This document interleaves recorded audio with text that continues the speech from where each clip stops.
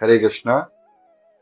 ओम ज्ञानतिमिरन्धस्य ज्ञानाञ्जनशलाकया चक्षुरुन्मिलितं येन तस्मै श्रीगुरुवे नमः।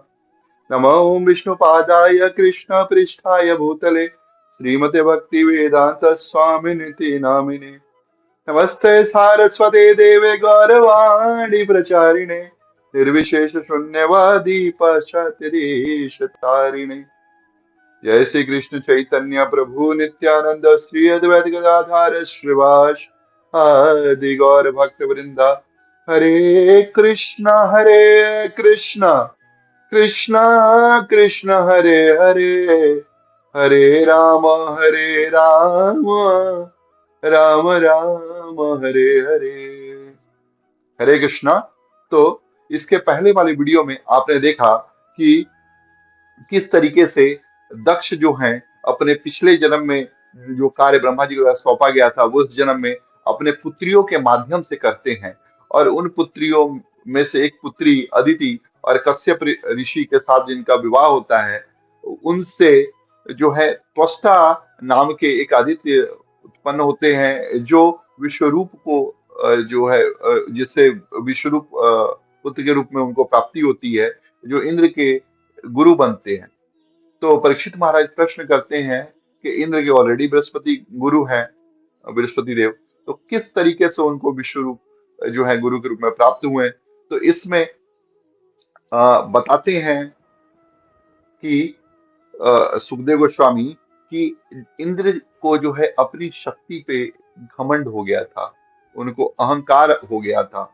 तो इस अहंकार के चलते जब एक बार की बात है, बृहस्पति देव जब आते हैं इंद्र यहाँ पे राज कर रहे होते हैं और उनके दरबार में और प्रवेश करते हैं, तो भगवान अ, की लीला ऐसी होती है कि इंद्रदेव जो है उठते नहीं है उनके सम्मान के लिए, और अप्सराएं नृत्य कर रही होती हैं, उसमें वो सोमरस का पान करते हुए आनंद करते हैं।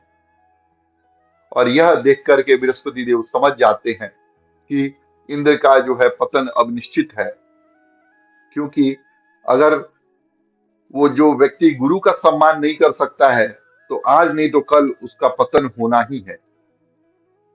इसलिए आप देखिए, जैसे ही बृहस्पति देव दुखी होते हैं और वहां से चले जाते हैं, फिर ये दानव लोग जो हैं वहां पे मजबूत हो जाते हैं, और मजबूत होने के साथ ही साथ जो है देवताओं पर आक्रमण करने की सोचते हैं। और जब देवताओं पे आक्रमण करने की सोचते हैं, फिर उसके बाद इंद्र जो है चले जाते हैं ब्रह्मा जी के पास, उसको प्रणाम करते हैं, सारी अवस्थाएं बताते हैं अपनी। और ब्रह्मा जी उनको बोलते हैं कि आप त्वष्टा के पुत्र विश्वरूप उनको अपने गुरु के रूप में स्वीकार कीजिए, क्योंकि बहुत वो सिद्ध महात्मा है, संत महात्मा है, वो आपका जरूर उद्धार करेंगे और आपकी रक्षा करेंगे। और इंद्र जो है सारे देवताओं के साथ जो है विश्वरूप के पास जाते हैं और उनको जो है बताते हैं कि ब्रह्मा जी ने आपको अपना गुरु बनाने के लिए बोला है, और विश्वरूप भी सहर्ष तैयार हो जाते हैं। हम्म। और विश्वरूप जो है उनके लिए यज्ञ करते हैं और उनको जो है नारायण कवच प्रदान करते हैं इंद्र को। एक्चुअली नारायण कवच जो है भगवान नारायण के अलग अलग नाम है, उनके द्वारा अलग अलग अंगों की रक्षा होती है। बहुत ही सुंदर कवच है, स्तोत्र है इसमें, इसको आप पढ़ सकते हैं नारायण कवच को।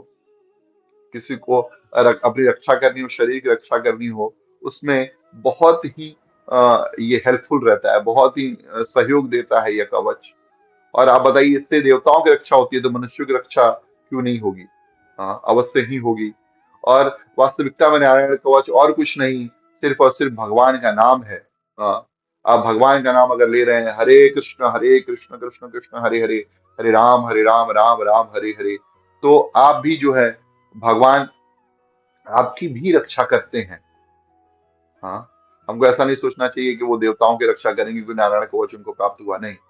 भगवान जो है अपने भक्तों की सदैव रक्षा करते हैं, और यही उन्होंने किया। लेकिन कुछ समय के बाद इंद्रदेव ने पाया कि कवच तो उनको मिल गया है, लेकिन दानवों की शक्ति बढ़ रही है, लेकिन ऐसा हो कैसे रहा है? तो उन्होंने ध्यान दिया कि विश्वरूप के 3 मुख थे। एक मुख से वो सूर्य का पान करते थे, एक से सोमरस का पान करते थे, तो देवता लोग उन्हें कराते थे, और तीसरे मुख से वो अन्न खाते थे। तो जिस मुख से सूरा का पान करते थे, उस मुख से वो धीरे से, चुपके से दानवों के लिए भी एक आहुति देते थे। क्यों? क्योंकि उनकी माँ रचना दानवों की पुत्री थी, और उनका उनको लगता था कि मेरे मामा घर के लोग हैं दानव, तो मेरे उनके लिए भी कुछ करना चाहिए अगर मैं देवताओं के लिए कर रहा हूँ। और इंद्र को यह बात लग गई बुरी, और उन्हें तुरंत उठाया और अपना तलवार और उससे गला काट दिया। अब इस समय तक इंद्र को वज्र नहीं मिला हुआ है। अभी तक इंद्र जी को कुछ लोग सोच रहे हैं कि वज्र के द्वारा उनको मारा गया होगा, क्योंकि इंद्र देव के पास वज्र है, लेकिन वज्र अभी तक उनको मिला नहीं है। और इंद्रदेव जो है, जैसे ही उसको मारते हैं, तो उनके जो है मारने के चलते उनको ब्रह्म हत्या का पाप लगता है। और ब्रह्म हत्या का पाप जो है, इंद्र 4 चीजों में बांट देते हैं: पृथ्वी, जल, वृक्ष और स्त्री। तो पृथ्वी अलग अलग जगहों पे उसमें गड्ढे हो जाते हैं, कुरूपता बढ़ जाती है, और बंजर हो जाती है। पृथ्वी जो है कई जगह पे बंजर हो जाती है। बंजर अगर देख रहे हैं, पृथ्वी अगर बंजर है तो वहां पे जो है आप समझिए कि पाप विद्यमान है। और उसको जो है और एक वरदान भी मिला, क्योंकि उसने पाप लिया था कि अगर कहीं भी वो पृथ्वी अगर गड्ढा उसमें खुदा हुआ है, छानगी हो रही है, तो वो अपने आप जो है भर जाएगा। उसमें कोई अलग से कुछ करने की जरूरत नहीं है। इसलिए पृथ्वी जो है, वो आप देखो कुछ समय के बाद जहां हमने गड्ढा किया, वो धीरे धीरे अपने आप वो भरने लगती है। फिर पृथ्वी के बाद जो है जल। जल में जो पाप है, आप देखेंगे फेन के रूप में, गंदगी के रूप में ऊपर तैरता हुआ रहेगा। लेकिन जल को एक वरदान मिला उस जब उन्होंने पाप लिया, कि आप जिस किसी वस्तु में डाले जाएंगे, उसका जो आप जो है द्रव्यमान जो है वो बढ़ा देंगे, मास बढ़ा देंगे, वॉल्यूम बढ़ा देंगे। और वृक्षों वृक्षों में वही जो पाप है, वो लाल रंग का जो गोंद निकलता है उसके रूप में आता है। और लेकिन वृक्षों को ये वरदान दिया गया कि अगर आपको काटा छाटा जाएगा तो फिर से आप जो है ग्रोथ कर जाएंगे। और स्त्रियों में वही पाप जो है मासिक धर्म के रूप में आता है। लेकिन उनको वरदान दिया गया स्त्रियों को कि आप जो है किसी भी अवस्था में रहेंगे, आप सहवास कर सकती हैं। तो ये स्पेशल क्वालिटीज भी दी गई उनके जो है श्राप के साथ साथ। तो सबने 25-25-25-25% लिया, और इस तरीके से जो है इंद्र ने अपना पाप सब में बांटा।